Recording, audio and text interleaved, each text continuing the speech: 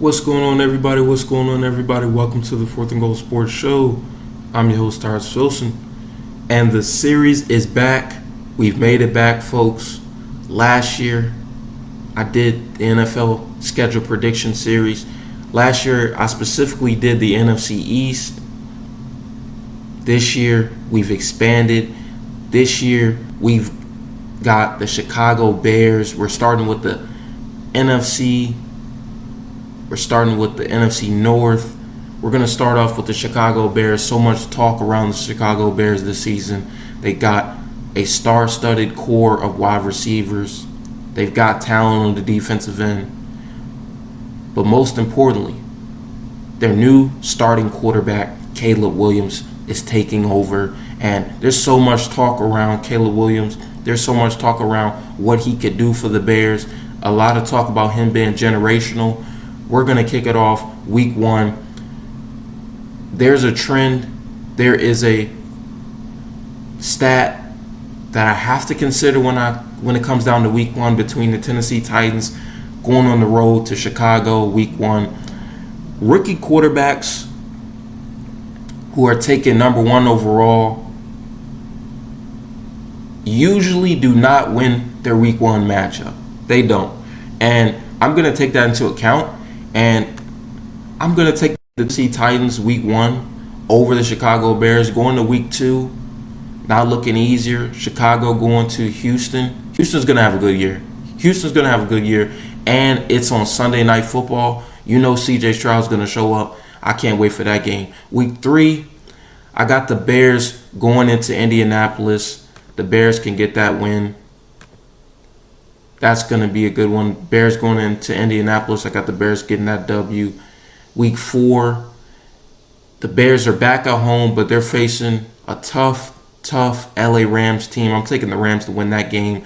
You know, when it comes down to it, quarterback experience is always going to be a big factor in these type of games. Carolina going against the Bears, the whole drama with that, the trade. So much drama surrounding those two teams in the last 2 years. And I'm going to take the Chicago Bears to win that game. The Chicago Bears have owned the Carolina Panthers on the business side, on the field. I mean, I don't see it stopping here. The Chicago Bears will continue to own the Carolina Panthers for years to come. The Bears are going to win this game. Then you got week 6 at home versus the Jaguars. I'm going to take the Bears to win that as well. Bye week 7, at the bye, the Bears are 3-3. They're 500. You can't really complain too much. You got a rookie quarterback. You know, I know you want to win it all. You want to go out there and do what you got to do and be successful. But you got a rookie quarterback coming off your bye. Week 8, you're going into Washington. I can't wait for this game as a Washington fan. This is going to be Caleb Williams, the number one overall pick, coming home to the DMV, coming home to Washington, coming home to FedEx Field, Landover, Maryland. He's coming home. He's facing the number 2 overall pick, the Washington Commanders' future, Jayden Daniels. Who's the better quarterback in this class? Because Caleb went number 1, but we know there's people out there that know and feel that Jayden Daniels is the better quarterback. We're going to see who's the better quarterback this game. This is going to give us the first taste of who's really the number 1 overall guy in this class. Last year, you know, there was the whole drama with C.J. Stroud and Bryce Young. Bryce Young went number 1 overall. C.J. Stroud went number 2. And C.J. Stroud had the better year. Could we possibly see Jayden Daniels, number 2 overall, having the better year over the number 1 overall? We could possibly see that. But when it comes down to week 8, I'm going to take the Washington Commanders to win at home. I just feel like this game in particular is going to be a very, very good game. I'm surprised it's a 1 p.m. kickoff. Like, it seems like the NFL just can't get their scheduling right when it comes to times. This should be a Sunday Night Football matchup or an America's Game of the Week type of matchup. There's no reason this should be a 1 p.m. kickoff. It's no reason for it. This should be flexed. I don't know if they will flex it, but it should be. Anyway, going to week 9, we're going to have Chicago going to Arizona. Chicago's winning that game. I'm just not a believer in Arizona. You got Kyler, you got Marvin Harrison. The list ends. I really don't know who else you have. I mean, Buda Baker solid too, but to be honest, the Cardinals defense isn't good enough. They're just not. Going to Week 10, Chicago, they might have a chance of beating up on New England. New England's coming November 10th, 1 p.m. kickoff. 1 p.m. kickoff. Yeah, New England's not doing much this year. I really don't see it. Green Bay coming to the Chicago. I got Green Bay winning that one.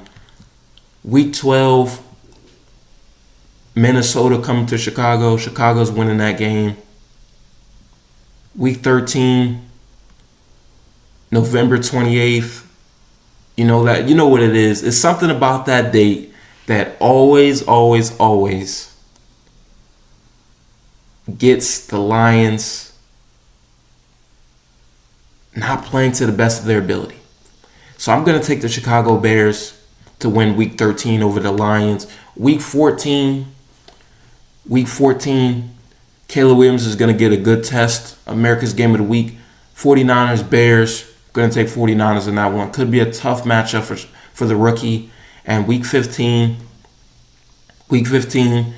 Chicago Bears going to Minnesota. I got the Bears winning that as well. Week 16, Lions versus Bears. I'm going to take the Lions to win that one.